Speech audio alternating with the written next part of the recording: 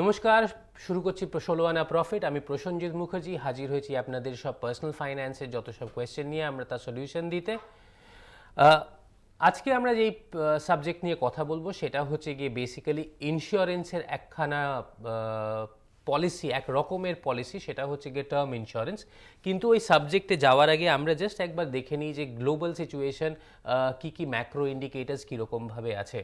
আমরা সবাই নিশ্চয়ই পেপারে পড়েছি যে এই সপ্তাহে পৃথিবীর মোটামুটি সব বড় ব্যাঙ্কগুলো, as in bank of England, তারপর ব্যাঙ্ক অফ জাপান আর ফ্রান্স গভর্নমেন্ট, এগুলো সব কিন্তু ওদের ইন্টারেস্ট রেট খুব কম করেছে, এক ধাপে খুব কমিয়ে দিয়েছে। আর সেকেন্ড হচ্ছে গিয়ে ফ্রান্স ওদের ইকোনমিকে একটু রিভাইভ করার জন্য একখানা বড় বুস্টার প্যাকেজ যেটা নিয়েছে, যেরকম ইন্ডিয়াও একখানা দিয়েছে। প্রায় গভর্নমেন্ট বলেছে যে প্রায় ৭৫,০০০ কোটি টাকা ওরা ইনভেস্ট করবে ইনফ্রাস্ট্রাকচার, অটো সেক্টর আর ব্যাংকের থেকে আরও একটু এই সেক্টরগুলোকে আরও চাঙ্গা করার জন্যে। ইনফ্লেশন আমরা এই সপ্তাহে আরেকটা ভালো খবর পেয়েছি।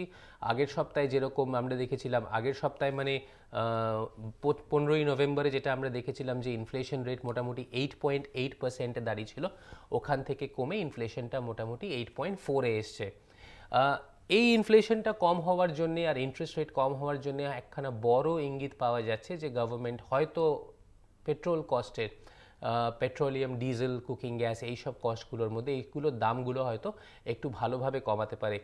গুজব যা রটছে ওখান থেকে জানা যাচ্ছে যে আমরা এক্সপেক্ট করতে পারি পেট্রোলের দাম প্রায় 10 টাকা পার লিটার কমতে পারে।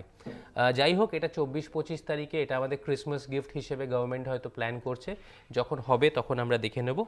বাট এখন আমরা কথা বলি টার্ম ইন্স্যুরেন্স নিয়ে। টার্ম ইন্স্যুরেন্স একখানা সিম্পল জিনিস, যেটা হচ্ছে গিয়ে পিওর রিস্ক কভার দেয়। মানে এটা যেরকম আপনাদের গাড়ির ইন্স্যুরেন্স বা বাড়ির ইন্স্যুরেন্স হয়, যদি কখনো অঘটন না ঘটে ওই টাকাটা যখন যেরকম ফেরত পাওয়া যায় না, টার্ম ইন্স্যুরেন্স ঠিক ওরকমটাই। যদি আপনি মনে করেন যে হ্যাঁ আমি এখানে ইনশিওর করলাম, মানে একটা ইন্স্যুরেন্স পলিসি নিলাম, আর পলিসিটার মধ্যে আমি টাকা রেখে প্রত্যেক বছর কিছু টাকা রেখে হয়তো মেয়াদের পরে আমি একখানা মোটা অঙ্ক ফেরত পেতে পারি, টার্ম ইন্স্যুরেন্সে কিন্তু ওরকম হয় না। শুধু ইভেনচুয়ালিটি হওয়ার পরই, শুধু অঘটনটা হওয়ার পরই ওই টাকাটা ফেরত পাওয়া যায়। কিন্তু টার্ম ইন্স্যুরেন্সের সুবিধে কী? টার্ম ইন্স্যুরেন্সের সুবিধে হচ্ছে গিয়ে যেহেতু ওটা একটা পিওর রিস্ক কভার, যেটা কম বয়সে, যত কম বয়সে করবেন অত রিস্ক প্রিমিয়াম অন্য ইন্স্যুরেন্স প্রোডাক্টের মতো খুব কম হবে। কিন্তু যেহেতু এটা পিওর রিস্ক কভারেজ, এটার কিন্তু আপনার ইন্স্যুরেন্স প্রিমিয়ামটা খুবই কম। এন্ডাওমেন্ট পলিসি বা সাম অ্যাসিওরড পলিসি, এদের এদের কম্প্যারিজনে টার্ম ইন্স্যুরেন্সের কিন্তু রিস্ক প্রিমিয়ামটা খুব খুব কম। আর ইন্স্যুরেন্সের ফান্ডায় ভাষায় আমি বলি, এখানে কোনো ক্যাশ সারেন্ডার কোনো ভ্যালিউ নেই। আমাদের মোটামুটি টার্ম ইন্স্যুরেন্স কারা অফার করে? প্রায় প্রত্যেকটা ইন্স্যুরেন্স কোম্পানি যেগুলো আছে, আজকে দেশে প্রায় 21খানা অ্যাক্টিভ ইন্স্যুরেন্স কোম্পানি আছে যারা ইন্স্যুরেন্স প্রোডাক্ট নিয়ে আমাদের কাছে পৌঁছে দেয়। কয়েকটার আমি একবার উল্লেখ করে নিই। এইচডিএফসি স্ট্যান্ডার্ড লাইফের যে টার্ম ইন্স্যুরেন্সটা আছে ওটার নাম হচ্ছে গিয়ে টার্ম অ্যাসিওরেন্স প্ল্যান। ওম কোটাক লাইফ ইন্স্যুরেন্স বা কোটাক ওম লাইফ ইন্স্যুরেন্সের যে টার্ম প্রোডাক্টটা আছে ওটার নাম হচ্ছে গিয়ে কোটাক টার্ম প্ল্যান। আর অ্যাভিভা লাইফ ইন্স্যুরেন্সের যে প্রোডাক্টটা আছে ওটার নাম হচ্ছে গিয়ে লাইফ শিল্ড। এরকম টাটা এআইজি আর টাটা এআইজি যে প্রোডাক্টটার নাম সেটা হচ্ছে গিয়ে অ্যাসিওর লাইফ লাইন। আর বিড়লা সান লাইফ লাইফ ইন্স্যুরেন্সের মানে যেই টার্ম ইন্স্যুরেন্সটা আছে ওটা হচ্ছে গিয়ে বিড়লা সান লাইফ টার্ম প্ল্যান। বেশ কয়েকটা প্রোডাক্টের আমি আপনাদের নাম বলে দিলাম। যদি আপনারা কখনো ইন্টারেস্ট দেখান এরকম টাইপের প্রোডাক্ট নিতে, আমরা কিন্তু খুব বিশ্বাস করি যে টার্ম ইন্স্যুরেন্সটা নেওয়া কিন্তু ভীষণ দরকার। যত না আপনি এন্ডাওমেন্ট নেবেন তার থেকে টার্ম ইন্স্যুরেন্সটা কিন্তু অনেক বেশি দরকার। সেকেন্ড হচ্ছে গিয়ে আমরা নেক্সট টপিকটায় আসি যে টার্ম ইন্স্যুরেন্সের কীরকম রেট হয়। আমরা যখন বলি যে হ্যাঁ টার্ম ইন্স্যুরেন্সের এত কম প্রিমিয়াম, আমরা একবার দেখে নিই কীরকমভাবে এই প্রিমিয়ামটা ডিফার করে।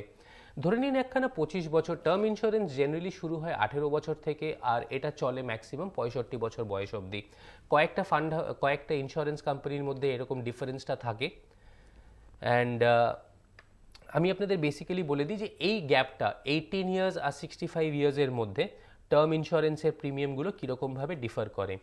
এইচডিএফসির যে টার্ম ইন্স্যুরেন্স প্ল্যান আছে, যদি কেউ 25 বছরে ওটা করে প্রায় 5 লাখ 6 লাখ টাকার জন্য, ওটার দাম হচ্ছে কি 2770 টাকা। আর 35 বছরের জন্য প্রায় 4120 টাকা। কোটাকের যে 25 বছরে যদি কেউ টার্ম ইন্স্যুরেন্স নেয় আবার ওই 5-6 লাখ টাকার জন্য, তাহলে ওটা 2270, আর 35 বছরের জন্য 3900, 3100। 25 বছরের জন্য টাটা এআইজি হচ্ছে গিয়ে প্রায় 4080, বিড়লা হচ্ছে গিয়ে 3200, আর অ্যাভিভা হচ্ছে গিয়ে 2890, 2880। তো 25 বছর যদি কেউ 5-6 লাখের টার্ম ইন্স্যুরেন্স নিতে চান, তাহলে সবচেয়ে সস্তা মোটামুটি পড়ছে আমাদের ওম কোটাকেরটা, যেটা 2270 টাকা। আর যদি 35 বছরে কেউ টার্ম ইন্স্যুরেন্সটা নিতে চায়, তাহলে এইচডিএফসি হচ্ছে গিয়ে 4100, কোটাক হচ্ছে গিয়ে 3900, টাটা এআইজি 7800, বিড়লা 3900, আর অ্যাভিভা 4800। আবার আমরা দেখছি যে বিড়লা মোটামুটি, না বিড়লা না, ওম কোটাক 3910 টাকায় 35 বছরে 5-6 লাখ টাকার জন্যে ওদের কিন্তু প্রিমিয়ামটা সবচেয়ে কম, 3900, ক্লোজলি ফলোড বাই বিড়লা, যেটা 3921 টাকা, জাস্ট 10 টাকার ডিফারেন্স। আর এখানে ম্যাচিওরিটি মানে কোন বয়স ম্যাক্সিমাম অবধি টার্মগুলো নেওয়া যায় সেটাও আমি আপনাদের বলে দিই।